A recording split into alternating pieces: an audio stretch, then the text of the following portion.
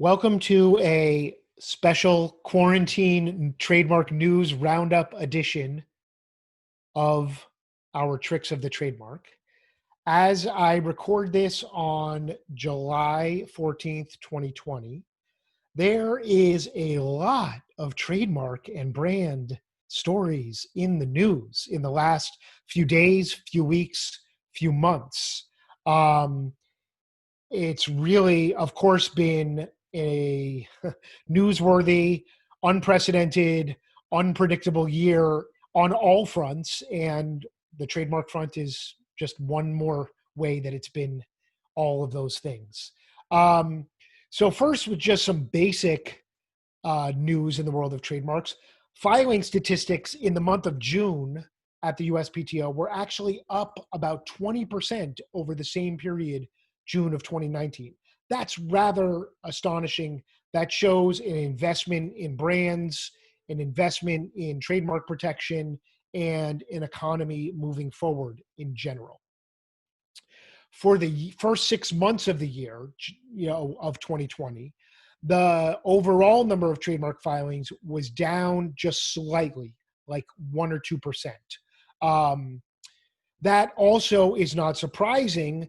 The growth in the rate of trademark filings has been slowing for a little while, and with the global pandemic, with new regulations that add some hurdles and challenges for foreign filers in the US, with the layoffs and economic uncertainties of the COVID-19 coronavirus pandemic, it really is astonishing that the drop over the first 6 months, in my opinion, was so small.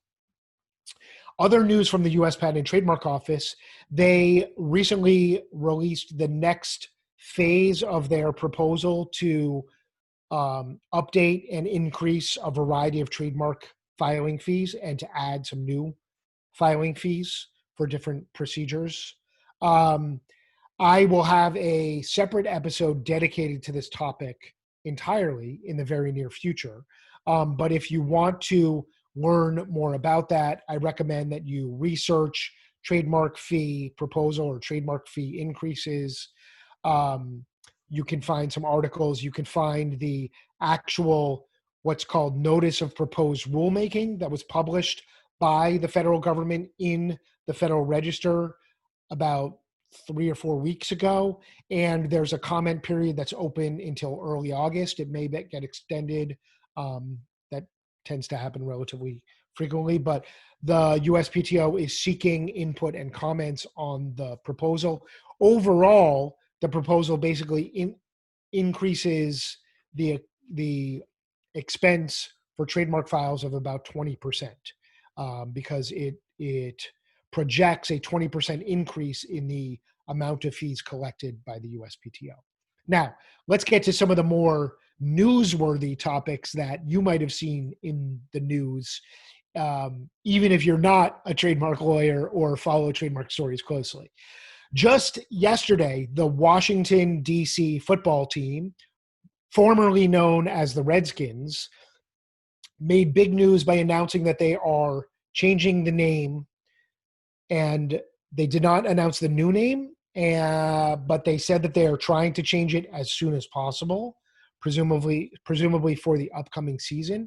One of the reasons they may not have announced it is because they may be negotiating with some people over names or trademark applications that might be filed already that could cause obstacles. Generally, when making a big public splash about a name from a highly visible company, you want to make sure that the trademark application is filed first, and that some rights that go with the filing, whether it's filed in the US or filed in another country, are underway and locked up before you unveil the name. Because as soon as you unveil the name, people may try to go register domain names, file trademark applications, or do other kind of spurious things to piggyback off of that. And in this situation, because it's been in the news for a few weeks that the Redskins were being pressured and looking into changing the name, a lot of people have filed for names that they think might be suitable for football related services or for apparel, and they may or may not have actual bona fide intent to use, and their applications may be subject to challenge for a variety of reasons, but people are clearly trying to speculate and capitalize on what could be the name change. And in fact, the possible name change goes back many years. There's been pressure for many years. There was a legal dispute for many, many years over the registration of the name. And so the Washington Redskins name saga is taking another turn, and we will have to see where that ends up. Another brand that's been in the news lately is Aunt Jemima, and several other names that have direct relation to the way that they portray African Americans or came out of slavery or a different era. And there's been pressure to change Aunt Jemima and other brand names for quite some time, but that pressure built even more after the protests this spring following the murder of George Floyd. And the Aunt Jemima name is going to be retired. In addition to the Redskins looking into their name, there are some other teams looking into their brand names as well. The Cleveland Indians, I think, are another one. And so we're seeing, this movement for racial justice and social equity intersect with branding and trademarks and advertising. And it is, making for a really fascinating time to be somebody who follows these kind of stories. Another trademark story in the news that has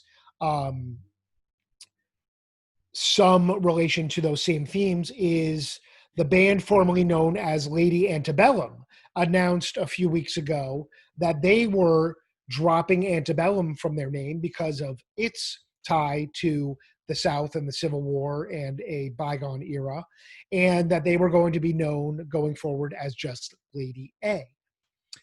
Now, the interesting, complicated issue is that there is another musical artist who's been going by the name Lady A for quite some time. And she would generally have prior rights in that name based on her prior use of the name.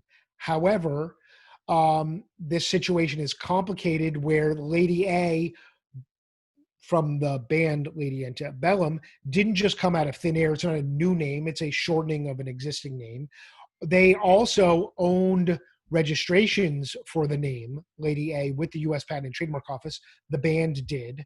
That go back several years and in fact are incontestable, because even when they were known as Lady Antebellum, they used Lady A from time to time as shorthand in some of their marketing, concert promotions, and other things. And so this dispute has now apparently moved to federal court after negotiations between the parties may have broken down.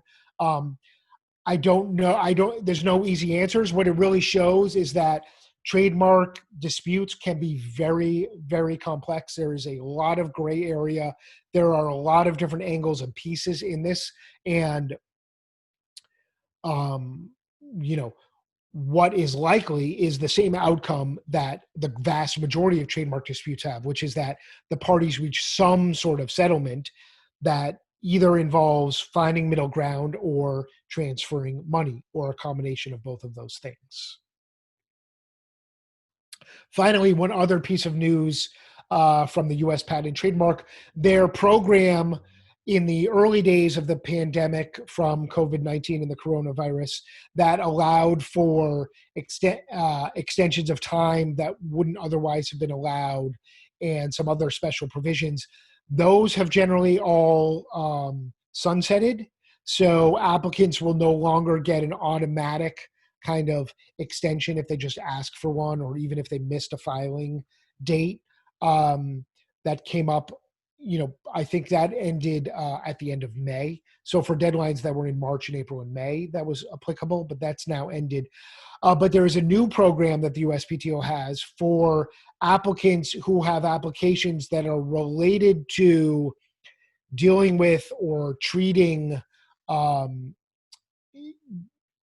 the coronavirus, that those applications may be eligible for expedited processing by the US Patent and Trademark Office. Now, it still takes many months to go through the registration process, but what it does do is shorten the time between the initial filing and the initial review from the Patent and Trademark Office. So it helps speed up the entire USPTO process a little bit by potentially several months.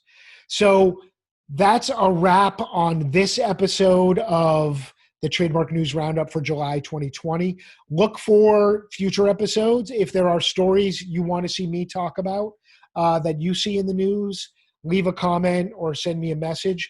We'll try to do this, from time to time, every couple of months, and catch up on what's going on in the world of trademarks. Thanks.